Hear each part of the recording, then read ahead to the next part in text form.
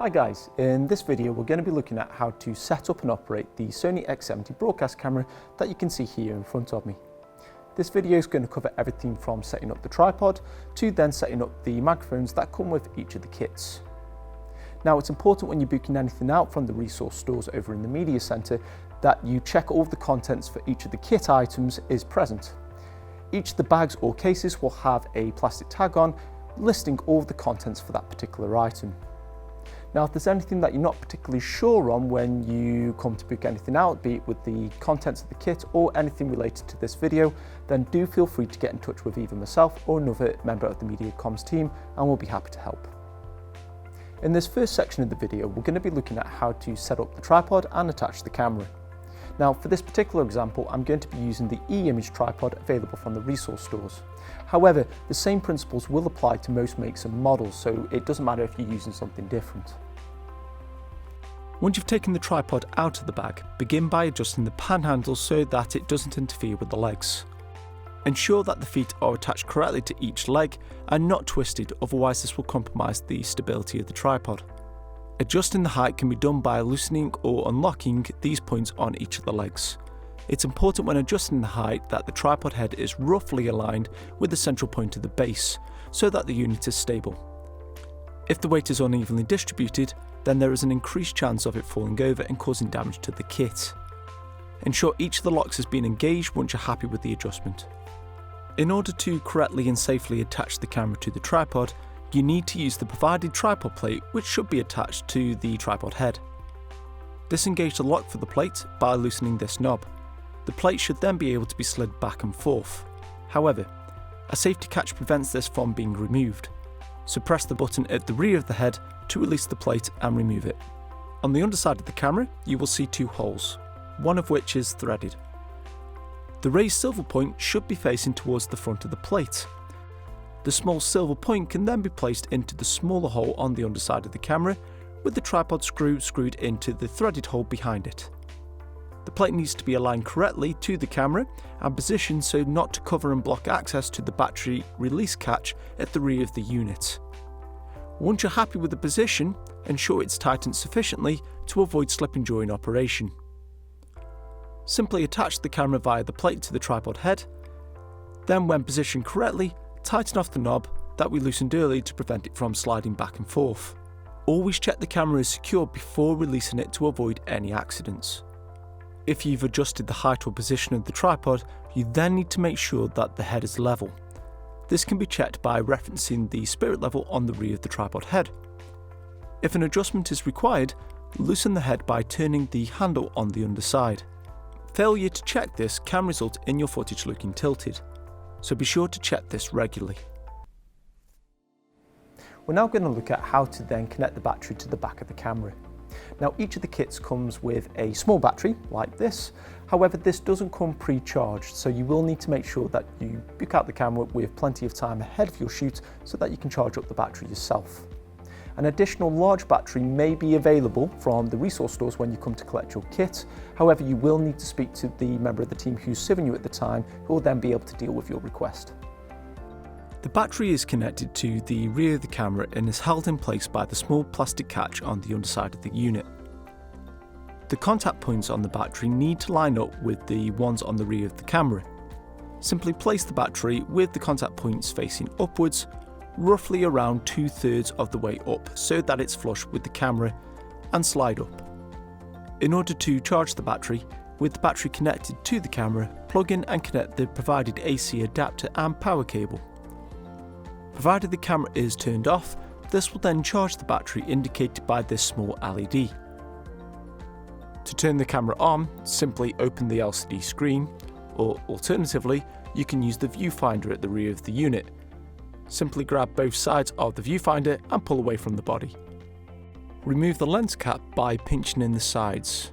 Ensure to store this safely, ideally in the camera bag, so not to lose it. The camera can be powered down by closing the LCD screen and pushing the viewfinder back into its original position. Alternatively, with the LCD screen open, you can use the power button located on the side of the camera. With the camera now set up, we're going to have a look at the core settings for how it functions during operation, as well as its record settings. First, ensure the camera is set to manual and not full auto, which is done via the switch at the rear of the unit. Now when it comes to operating the camera, we recommend that for most situations that you have its features and functions set to manual. However, certain scenarios may require you to have them set to auto. How you ultimately set up your camera and operate it is entirely up to you though. Now what we're going to look at now is how we switch between auto and manual for those different features. The focus can be set to either manual or auto by simply pressing the AF/MF button located on the left side of the lens. This toggles between auto and manual and is represented by this small icon in the bottom left corner of the display. With this icon visible, the focus is now set to manual, allowing me to use the lens ring to adjust the focal distance, provided the switch above the AF/MF button is set to focus. If this icon isn't visible, the focus is now set to auto. Certain situations may require you to have the focus set to auto. A prime example of that would be if you're self-shooting. Now in these situations there are some additional features within the camera's menu that can help you out, which is what we're going to look at now. With the focus set to auto, press the menu button on the left side of the camera, then using the small joystick control to the right of the battery, navigate through the first submenu for camera set till you come to scene selection. Within here you have a number of different options depending on the type of scene you are shooting. A brief description can be seen when you highlight an option. These scenes tell the camera what content you're trying to capture and how it should try to behave. For self-shooting, I'll select portrait. Then back within the camera set menu, scroll down further till you locate the face detection option and switch this feature on. This clever feature allows the camera to recognise and track faces within the frame, allowing it to adjust the focus as the individual moves, perfect for those self-shooting situations. Next up we have then the exposure controls, which ultimately determine how bright our shot is. Now these consist of the iris, gain and shutter speed values or functions, and these can be located along the side of the camera just behind the menu button. The iris is our primary tool within the camera for controlling the exposure. It works much in the same way as the iris within our eyes. It controls how much overall light it allows through the lens to then hit the camera's sensor. The more open it is, the more light it allows in, and therefore the brighter the shot will be, and vice versa. This is measured in f-stops and can be seen on the camera's display. The lower the value, the more open it is, and the higher the value, the more closed it is. Next up then we have gain. Now gain allows us to amplify the video signal from the camera's sensor, and basically it artificially increases the brightness of the shot. Now this can be quite useful in low light situations where we don't have any additional lights at our disposal. However, there's a caveat. When we amplify the signal in this way, we also increase the amount of noise within the image, which is very apparent within the darker areas of the shot, thus lowering the overall quality. This is measured in decibels and can be seen on the display here. Ideally, you want to be shooting with 0 dB for optimal quality, but if you have to use it, then use as little as possible, but the main thing is that you expose your shot correctly. Finally then we have the shutter speed. Now the shutter speed works in conjunction with the iris. Whereas we've already talked about the iris controlling how much overall light it's allowing through the lens to then hit the sensor, the shutter speed determines how long the sensor is then exposed to that light. In photography cameras that support a mechanical shutter, when the operator takes a picture, the shutter curtains will open for a specified amount of time. This allows the light through to hit the sensor. The longer the shutter is open, the longer the sensor is exposed to the light, and therefore the brighter the shot will be, and vice versa. However, as well as affecting the brightness of the shot, it more notably determines how motion is perceived within the frame. Longer exposure times will increase the amount of motion blur that occurs, whereas shorter exposure times will make movement appear sharper and more crisp. Too high though, and it becomes strobe-like and unnatural. To make changes to any of these values that we've just covered, you first need to select it by pressing the corresponding button on the side of the camera. This will then highlight that value on the display. where you can then use the scroll wheel just in front of the menu button. Pressing the same button again whilst highlighted will put that particular function into auto. This is represented by the letter A appearing next to that value. In most scenarios, it is recommended that you have these set to manual. So to come out of auto, simply press the button again and dial in your desired value. One of these values will have to remain highlighted, so I recommend that you have the iris selected, as this will be what you adjust the most whilst filming. Next up then we have the white balance. Now, be it indoors or outdoors, we need light in order to see anything, but also to capture anything with the camera. And different types of light source will emit a different colour temperature. For example, the light that I'm using to light myself right now emits a different colour temperature to the lights that would light the room if I was to switch those on. Now, the human eye is great at differentiating between different colour temperatures and making changes where needed, so that colours look natural, skin tones look healthy, whites look white, etc. The camera, on the other hand, needs to be told what white should look like so that we don't have any unnatural colour cast to the shot. If we don't set an accurate colour balance within the camera, then we run the risk of applying either a cold or warm tint to the footage, which will then need to be corrected in post-production. When in manual mode, the white balance setting can be seen on the bottom right corner of the display. Pressing the white balance button on this side of the camera will highlight the value. You can then use the scroll wheel to go between the different options.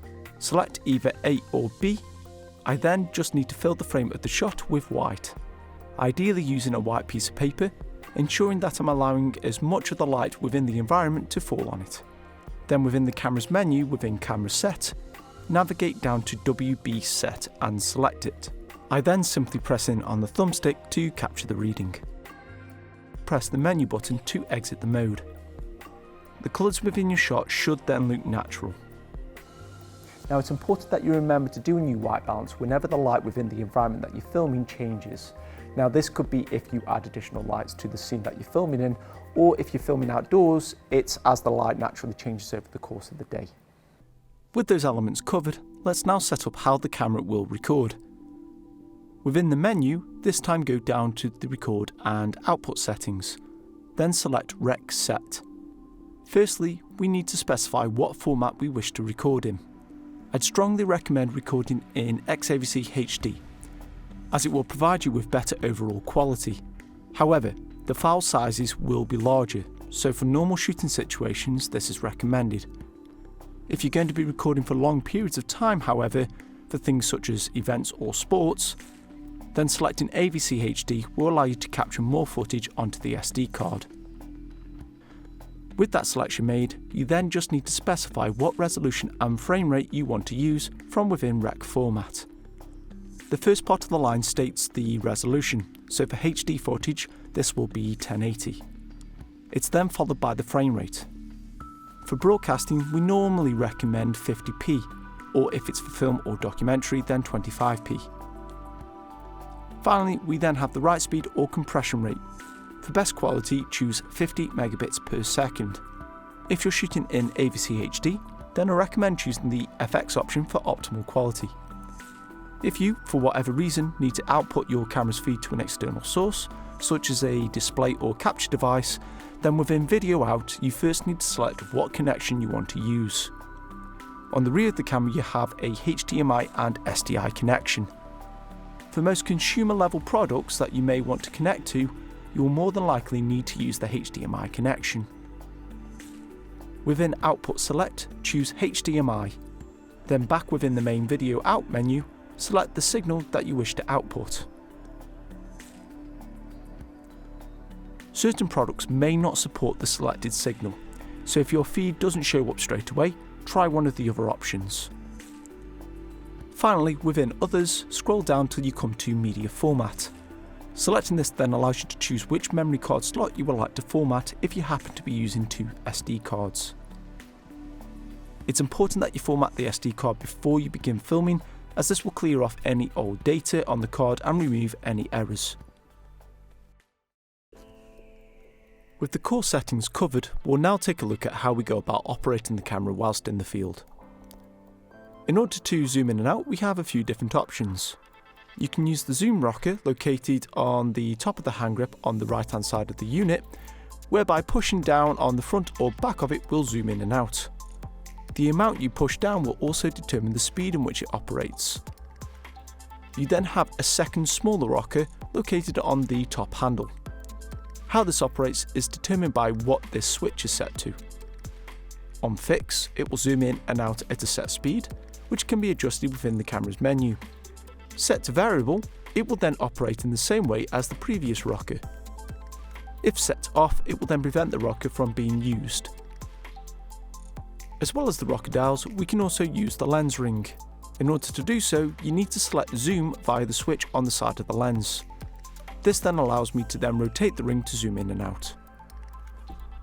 To begin recording, you can use either of the start-stop buttons located at the rear of the camera or on the top handle. Note that the record button on the top handle can't be used if the switch is set to hold. Pressing the button once will begin recording, which can be seen on the display by the standby turning to REC in red. The approximate time remaining on the card can also be seen in the top right corner. ND stands for neutral density, and these filters allow us to reduce the amount of light hitting the sensor in set amounts. Depending on how bright the conditions are, you can choose the appropriate amount of ND. Bright sunny days will usually require the maximum setting. Now, when it comes to operating in the field, it can be very difficult sometimes to make sure things like the exposure and the focus are accurate when just using this small LED display or the viewfinder on the back of the camera. Now, the camera does also come with some additional shooting assists, which are basically overlays that go on top of our display. These don't get recorded onto the footage, they are there just for reference, and these can be very useful for checking those certain elements. This time within the camera's menu, go to the Display Set sub-menu. Within here, we can customize the information on our displays to help us during operation. The zebra option is a handy referencing tool for helping us to expose our shots. This feature works by displaying zebra lines on areas of the shot that hit a certain level of luminance that we specify. Using this grayscale, 0 would equate to absolute black and 100 would be absolute white, neither of which would have any detail. Then you have everything in between these 2 points. Within this setting, we can then set a brightness level between 70 and 100 plus, which means that when certain areas of the image hit that luminance value, zebra lines will then appear over them. This is especially useful when exposing for skin tones, as the recommended value is 70. So with this set, when those zebra lines appear on our subject's face, this is a good indicator that the exposure is set correctly. When it comes to focusing, normally if we have the opportunity to, so in controlled environments such as recording interviews, we can zoom in fully with the camera, focus on the object or whatever it is we want to focus on, focus the camera and then zoom out. Providing that distance then between the camera and that focal point doesn't change, the shot will stay in focus. In uncontrolled situations though, be it sports or other live events, it's going to be very difficult to make sure that the object that we want to focus on stays in focus as the distance is constantly changing. So we have a feature called peaking which can help us out. Peaking works by displaying a colour line around any sharp edges within the frame, which is extremely useful as objects move about in front of the camera, meaning the distance between the camera and focal point is regularly changing. This allows the operator to be reasonably assured that their footage is in focus. To switch this on, within Display Set again, select Peaking from the list and have it set to on. You can also specify what colour you would like to be overlaid. The level determines what level of detail the camera will highlight. For most situations, I would recommend having this set to middle. As you can see, when the shot is out of focus, no lines are visible. Once we have objects coming into focus, however, the lines then show up around the sharp edges within the frame. On the side of the camera, where the LED display resides, we have a collection of quick access buttons. The power button simply allows you to switch the camera on and off without having to close the LED display or viewfinder. Last Scene Review, when pressed, will quickly play back the last recorded clip on the selected SD card, which is useful for quickly reviewing what you've just shot. Status Check will overlay additional information about the camera, spread across several pages. This information can be useful if you wish to check your audio levels, battery usage, recording media information, and more. You can go between these pages by using the thumbstick. The picture profile button allows us to customise the look of our image. However, without a good level of understanding of how this works, it is not recommended that you use this, so have this set to off. You can hide the on-screen information by pressing the display button. Pressing it once will hide the information in the top half, and then pressing it twice will hide the information as well in the bottom half, giving you a clean feed.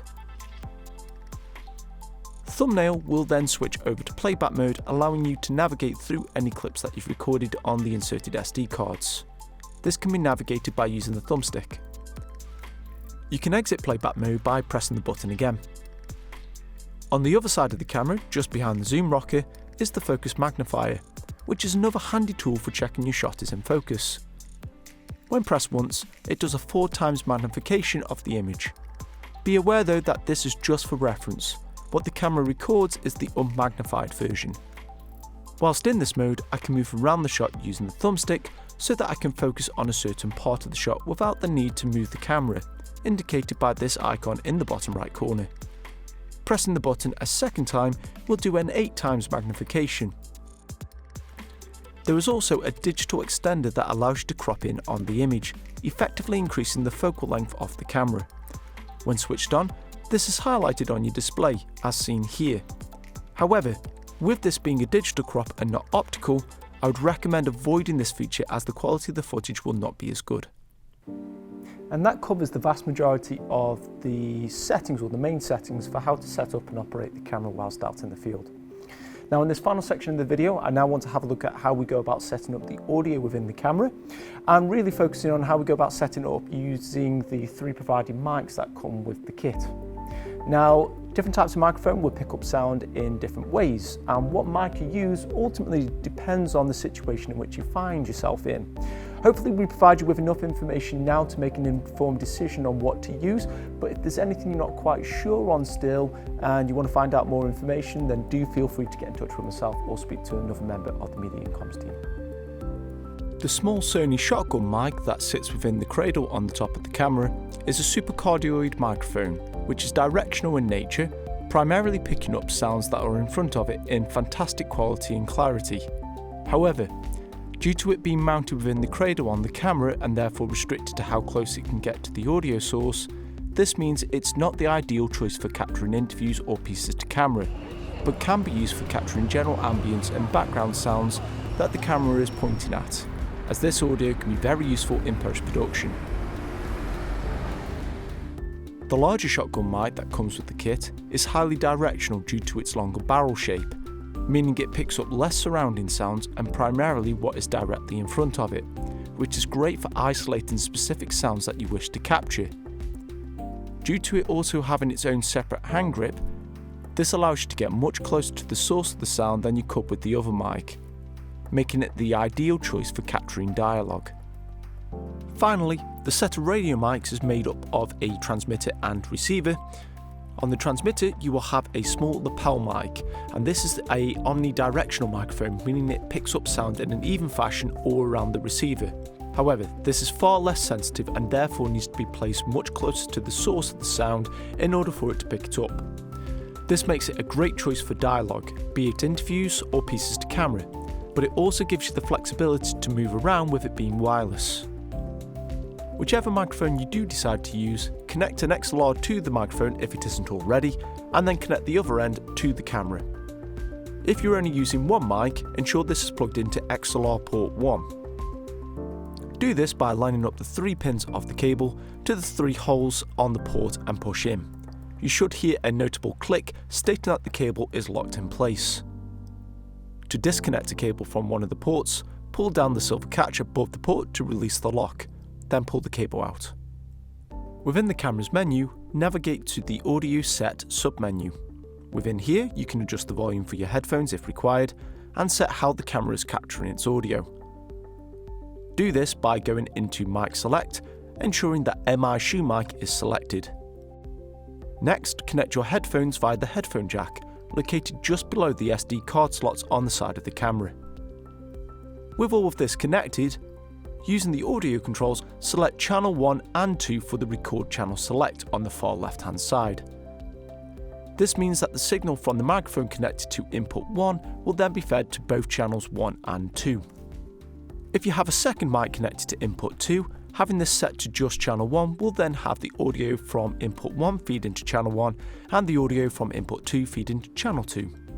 Next, we have identical controls for both inputs to specify the type of connection it is using.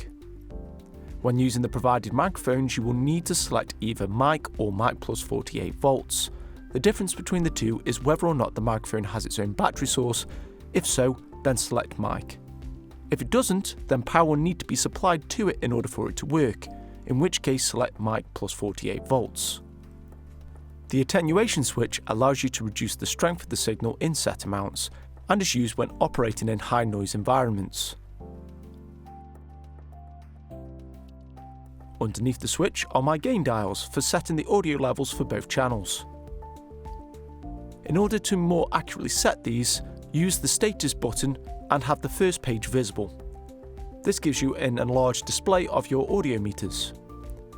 You ideally want to adjust the dials so that the average levels are hitting around -10 on the meters, taking care that they don't peak by hitting 0, as this will distort your audio. Finally, the two switches on the far right of the controls allow you to add a high-pass filter onto the signal for each input, meaning that really low bassy sounds are cut out. This is handy when filming in windy conditions as an example, to remove the distortion that occurs. Additional video content is available on how to correctly set up the radio mics, as well as how to use some additional audio recorders available from the media stores. It also covers correct microphone technique. The links for these can be found in this video's description. And that's everything. Hopefully we've provided enough information now for you to go out and take advantage and use the camera effectively whilst out in the field. If there is anything that you're not quite sure on still though, do please get in touch with either myself or another member of the team. That being said guys, good luck with the filming and thanks for watching.